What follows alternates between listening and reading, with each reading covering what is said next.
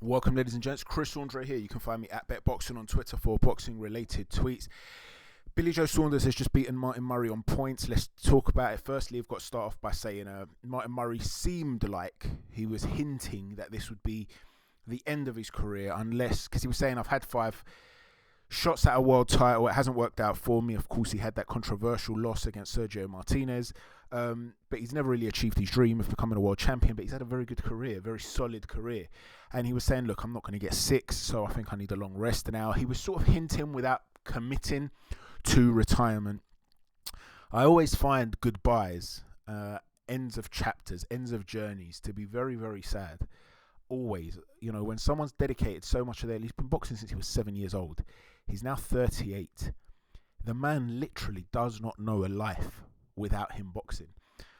Something I didn't know, Adam Smith was saying tonight, that he doesn't actually watch boxing. He's a rugby union fan, or is it rugby league? I don't know. I don't watch either. Sorry, guys. But rugby union, I think he said. But he's not really a boxing fan. He doesn't watch boxing. Bryant Jennings is a fighter that doesn't watch boxing. So there are a lot of fighters out there that are just very good at fighting but aren't really passionate about the sport. But in terms of their day-to-day activity, training, getting themselves into shape, the discipline of it, the camaraderie within a gym, that's going to disappear now for Martin Murray. And, you know, he was alluding to the fact that he's got everything in his life except for a world title. He's got a wonderful family. I'm obviously of Greek Cypriot origin, and as many of you guys will know. And he often holidays in Cyprus every year.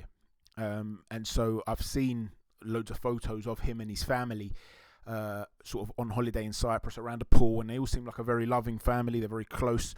So that's a wonderful thing to see, and I wish him nothing but the best. You know, I hope he can find meaning outside of boxing, something to keep him occupied, something to keep him excited and happy about life. But thank you, Martin Murray, for the memories and a fantastic career. Let's talk about the way the fight went. Listen, Billy Joe Saunders is a beautiful fighter to watch. He really, really is. In terms of sheer skill set, you know, some of the moves he pulls out there, this is a guy who's good enough to be, you know, on the pound-for-pound list. You know, his skill set is absolutely incredible. However, on this channel, at Bet Boxing, what we do is look for angles that other people don't see. So we often carry out technical analysis and look for angles that other people simply don't see. So what I'm going to do is not just talk about his strengths, but I'm going to talk about some weaknesses. Because when you're judging Billy Joe Saunders, what you're talking about is not, with all due respect, not a 38-year-old Martin Murray who's past his best. You're not comparing him to some of the fighters that he's fought in the past. You're comparing him to the elite. Because if he has got those pound-for-pound level skills, we need to know, how is he going to compete against the likes of Canelo Alvarez? This is the fight that I want to see. If I could choose an opponent for Canelo Alvarez, it would be Billy Joe Saunders. I know in the United States, they often tout other fighters and so on and so forth. Forget all that. Billy Joe is the guy, undefeated, brilliant talent, a mover against the Canelo Alvarez, who's a big puncher, who's very, very strong and has a lot of variety to his game, that perhaps doesn't move as well in terms of his feet. It's a wonderful clash of styles. That is the fight we should all be banging a drum for. There has to be some pressure put on Canelo to make that fight happen. I'm sure DAZN would be pleased with the Billy Joe as a name. It would be huge in the UK. It would be big in the United States. Let's see that fight happen. But how would it go? Let's talk about it. So one of the things he's brilliant at doing, and he was brilliant again at doing tonight, is the variety of his shots. Upstairs, downstairs. The uppercut tonight was sensational. The variation in the combinations. There was one combination he threw where he went short jab, short backhand, followed by a short lead uppercut. Absolutely beautiful combination. He's turning on you. It's almost like a bull in a matador at times, where he's literally, that phrase is used a lot in boxing, but with Billy Joe, it's literally him pivoting out to the left side and the opposing fighter just almost like he's running straight through that cloth. It's brilliant. It's absolutely superb. However, one of the things with Billy Joe, and like I said, he's one of my favourite fighters to watch. I've been a fan throughout his whole career. I put him on the top pound-for-pound list, you know, top 10, top 15 for sure. Pound-for-pound fighters in the world, top 10 in terms of skill set. But that doesn't mean he's a perfect fighter. There are ways you can get to any fighter. So with Billy Joe, one of the things that I often see, there's 2 problems that he has. One of them is that when he's stationary, he can be hit, particularly to the body.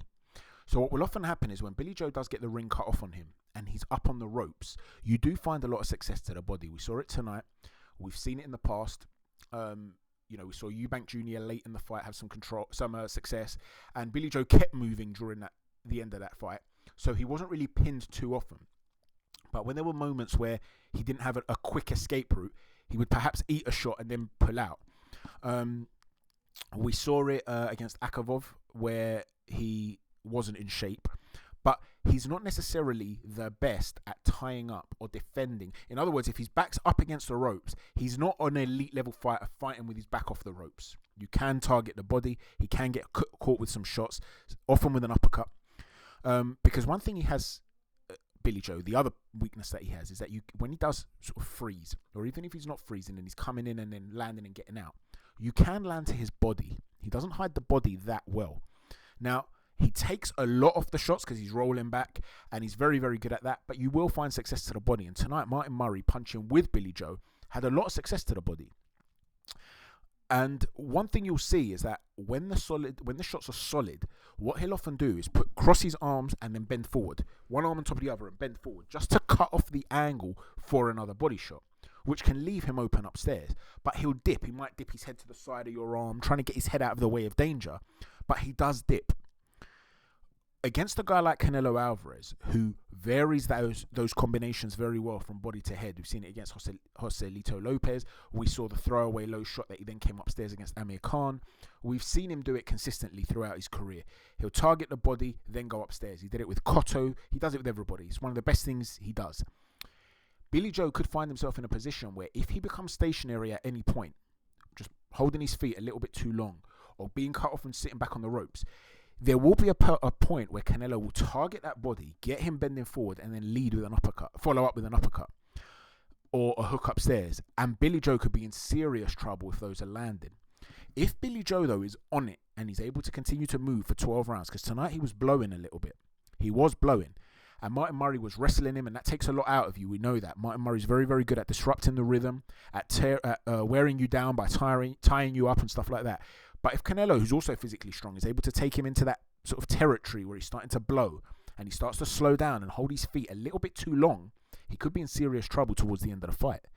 If Billy Joe is able to use that foot pressure, because one thing he's brilliant at doing is the adaptability. He could take the center of the ring like he did today at points, or he can get on the back foot.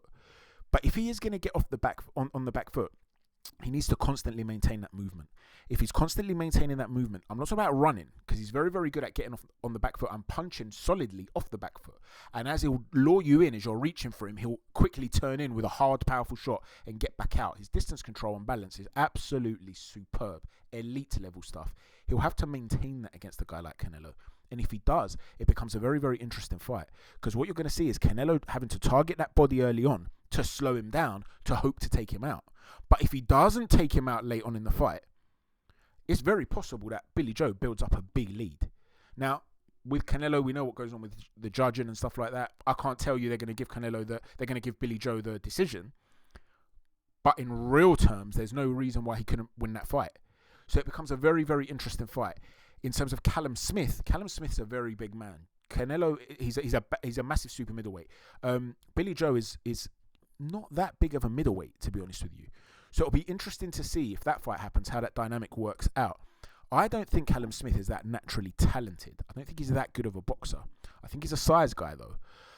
I think he was being outboxed for much of the fight against George Groves, but he had the physical prowess, the physical advantages. I felt he lost the fight against Ryder. He got the decision. But he's a size guy. He's a size guy that doesn't use distance. He doesn't maintain that distance. He's not a guy that's great at distance control. He'll have a high guard and he'll walk you down. He'll land some good shots on the inside, uppercuts, short hooks to the body. He's almost like a Riddick Bowe, who was a big heavyweight that didn't use that distance. He wanted to get up close. And you'd have to ask yourself, against Billy Joe, who Billy Joe often has stamina issues, and we saw it again tonight. He was blowing. In round 10, Tibbs, who's a brilliant trainer, brilliant cornerman, said to Billy Joe, take the round off. Take the next round off. Now, this is a fight where he's in control against the physical man, but he's in control and he's having to take a round off late on. Well, imagine what he'd be feeling against a guy as big as Callum Smith, who's going to raise the tempo and lean on you and make you work in that way. We've seen Billy Joe tire towards the end of fights consistently. Now, is that because he doesn't always live the lifestyle? If so, he's 31. You can't keep going up and down in weight, letting go of your body. He's got to stay in the gym. He has to. But if he can stay fit and he can stay sharp, he's a wonderful, wonderful fighter. Let me know how you think those fights would go. How would he fare against Smith? How would he fare against Canelo? Are they the fights you want to see? How do you rate Billy Joe? Do you rate him as highly as I do? Do you think, in terms of sheer skill set, he's good enough to be on that pound-for-pound list? Or do you think he's a guy that, because he fights to a guy's level, he's just had a couple of really, big performances in his career, but ultimately you think that he's not quite at the elite level? Let me know what you think, guys. Tell me what you think his strengths and weaknesses are, what you made of this fight, and any memories you have of Martin Murray as we bid him, it appears, farewell from the sport of boxing. Thank you for watching. Take care and God bless.